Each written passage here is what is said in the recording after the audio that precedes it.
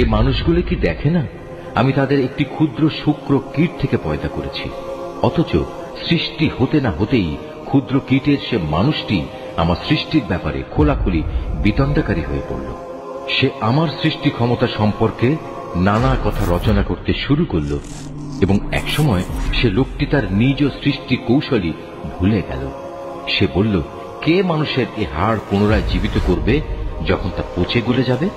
হে নবী, তুমি এদের বলো, হ্যাঁ, তাতে প্রাণ সঞ্চার তিনিই করবেন যিনি প্রথমবার এতে জীবন দিয়েছিলেন এবং তিনি সমস্ত কিছুর সৃষ্টি কৌশল সম্পর্কে সম্যক অবগত রয়েছেন।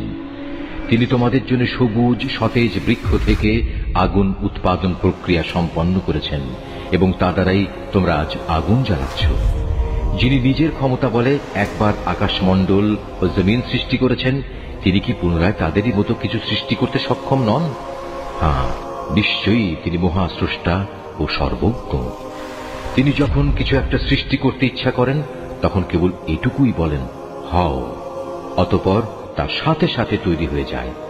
অতএব পবিত্র ও মহান সে আল্লাহ তাআলা, যিনি প্রত্যেক বিষয়ের উপর সার্বভৌম ক্ষমতার একচ্ছত্র মালিক, এবং তার কাছেই একদিন তোমাদের সবাইকে ফিরে যেতে হবে।